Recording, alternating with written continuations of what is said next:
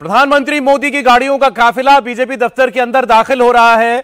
लगातार तीसरा टर्म जीतने के बाद, हालांकि बीजेपी को अपने टर्म पर मेजॉरिटी नहीं मिली, लेकिन एनडीए को मिली और प्रधानमंत्री नरेंद्र मोदी ही बनेंगे, इसमें कोई शक नहीं।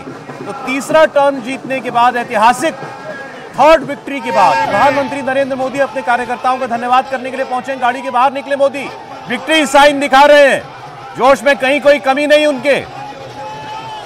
भले ये 292 एनडीए के हैं, बीजेपी के अपने नहीं, लेकिन जीत उनकी है। ये 240-42 जो सांसद भारतीय जनता पार्टी के जीते हैं, ये भी मोदी के नाम पर ही जीते हैं, उन्हीं के काम पर ही जीते हैं, इसमें भी कोई शक नहीं। और अपने कार्यकर्ताओं के बीच आने से पहले उन्होंने सोशल मीडिया पर पोस्ट करके देश की जनता का धन्यवाद किया, आभार जताया और कहा कि नए उत्साह, ऊर्जा, संकल्प के साथ एक बार फिर आपके आकांक्षाओं को पूरा करने के लिए लगेंगे काम में। मोदी मोदी मोदी मोदी के नारे अभी भी गूंज रहे हैं। मोदी कार्यकर्ता बहुत देर से इंतजार कर रहे थे नरेंद्र मोदी का। प्रधानमंत्री अभी वहां पर पहुंचे हैं। आप देख सकते हैं, आप अपने पार्टी दफ्तर के अंदर दाखिल होते हुए कार्यकर्ताओं के बीच में से होकर के गुजर रहे हैं नरेंद्र मोदी, पार्टी के झंडे लहरा रहे हैं।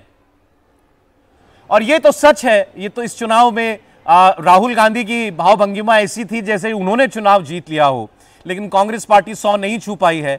नरेंद्र मोदी अपने दम पर 241 सांसद जिता करके लाए हैं।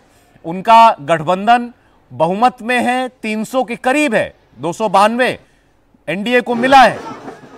एनडीए की सरकार बनने जा रही है तीसरी बार, और उसी का आभार जताने के लिए अपने कार्यकर्ताओं का, देश की जनता का, नरेंद्र मोदी अपने कार्यकर्ताओं के बीच में पहुंचे हुए हैं। अब यहां से वो जो संबोधन करेंगे वो बड़ा विशेष होगा, देखना होगा उसमें वो क्या क्या बातें कहते हैं, क्योंकि ऐसा तो नहीं कि ये कसक जो उनके कार्यकर्ता, उनके समर्थक महसूस कर रहे हैं कि भाई 372 पार्टी को खुद के दम पर नहीं मिला, तो ये उनके मन में ना हो। लेकिन आज एक लीडर के तौर पर, अपनी पार्टी के सबसे सर्वोच्च नेता के तौर पर अपने कार्यकर्ताओं का उत्साह बढ़ाना भी उनके स्पीच में आपको कहीं ना कहीं वो भी दिखाई देगा, उसका अंश भी दिखाई देगा। देश की जनता को वो धन्यवाद करेंगे। 3 टर्म लगातार जब हम कहते हैं किसी प्रधानमंत्री को मिले, और बार बार जवाहरलाल नेहरू से तुलना की जाती है देश के प्रथम प्रधानमंत्री से, उनकी तो वो तुलना बिल्कुल ठीक है एक मायने में। लेकिन ये बात भी सही है कि जवाहरलाल नेहरू को जो पहला टर्म मिला तो उसके लिए तो उन्होंने कोई चुनाव नहीं लड़ा था, उसके बाद 2 चुनाव वो जीते और लड़े और जीते। नरेंद्र मोदी ने 3 चुनाव लड़े और 3 चुनाव जीते लगातार ऑन द ट्रॉट। इस लिहाज से उनकी कामयाबी बहुत बड़ी है। राजनाथ सिंह, अमित शाह सब इंतजार कर रहे हैं पार्टी दफ्तर के अंदर उनका। नरेंद्र मोदी की गाड़ी बस अभी बाहर आकर के रुकी ही है।